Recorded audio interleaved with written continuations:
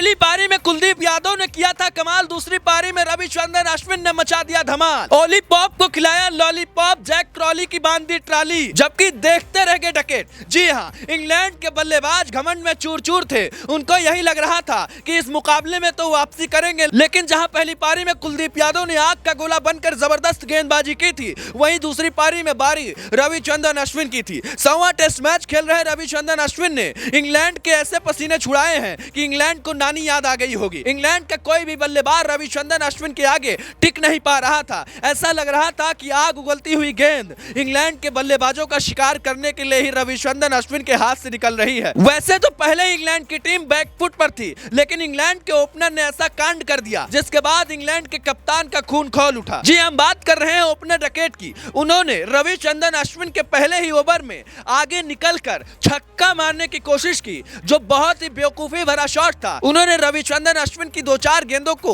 समझकर चौका छक्का लगाना मुनासिब नहीं समझा और जोश में आकर छक्का लगाने की कोशिश में ऐसे आउट हुए जिसकी उम्मीद इंग्लैंड के कप्तान ने नहीं की थी। डकेट की बेवकूफी की वजह से इंग्लैंड को पहला झटका लगा और उसके बाद तो इंग्लैंड की पूरी टीम ताश के पत्तों की तरह धीरे धीरे ढहती चली गई। आपको याद दिला दें कि डकेट वही खिलाड़ी हैं जिन्होंने कहा था कि यशस्वी जायसवाल उनसे खेलना सीख रहे हैं। आपको बता दें, बेसबॉल के स्टाइल में खेलने के चक्कर में ही डकेट आउट होकर पवेलियन लौटे। बेसबॉल यानी वो स्टाइल जिसमें गेंदबाजों पर हावी होकर ताबड़तोड़ बल्लेबाजी की जाती है ताकि विरोधी टीम के पसीने छुड़ाए जा सके, लेकिन डकेट का प्लान फेल हुआ और इसके बाद जैक क्रॉली भी बहुत सस्ते में आउट होते चले गए। इतना ही नहीं, पहले मुकाबले में कमाल की बल्लेबाजी करने वाले ओली पॉप को भी इस बार रविचंद्रन अश्विन ने ऐसा लॉलीपॉप दिया कि वो भी सस्ते में निपट कर पवेलियन की राह देखते बने। हर गुजरते वक्त के साथ इंग्लैंड के विकेट गिर रहे थे। इंग्लैंड को कुछ समझ नहीं आ रहा था कि आखिर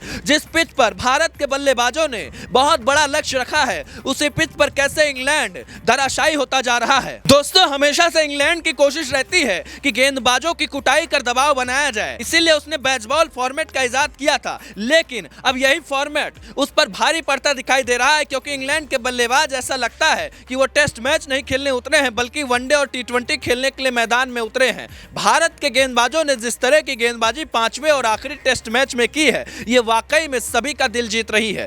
भारत के सामने अब टी20 वर्ल्ड कप है, इसीलिए भारत को पूरी तैयारी के साथ मैदान में उतरना होगा। भारत ये बात बखूबी जानता भी है, इसीलिए भारतीय टीम ने इस टेस्ट सीरीज में कई नए खिलाड़ियों को आजमाया है ताकि उनकी ताकत को परखा जाए और आगे चलकर टी20 वर्ल्ड कप में जरूरत के हिसाब से उनका इस्तेमाल किया जाए। इस टेस्ट सीरीज में भारत ने कमाल की बल्लेबाजी, कमाल की गेंदबाजी और कमाल की फील्डिंग का नमूना दुनिया के सामने पेश किया है। उसने दिखा दिया है कि ऐसे ही भारतीय टीम नंबर 1 टीम नहीं है। टेस्ट क्रिकेट को सबसे टफ माना जाता है, लेकिन भारतीय टीम ने जिस तरह से इंग्लैंड को बहुत बुरी तरह से सीरीज में हराया है, उसको देखते हुए हर कोई भारतीय टीम की तारीफ कर रहा है। यहाँ गौर करने वाली बात यह है कि यहाँ रोहित शर्मा के साथ विराट कोहली नहीं थे, इसके अलावा मोहम्मद शमी भी नहीं थे, और तो और रविंद्र जडेजा भी चोटिल हो गए थे। लेकिन इसके बावजूद टीम इंडिया ने जिस तरह का सधा हुआ प्रदर्शन किया है, उसको देखकर वाकई में ये पता चलता है कि मौजूदा समय में टीम इंडिया कितनी ज्यादा मजबूती में पहुंच चुकी है।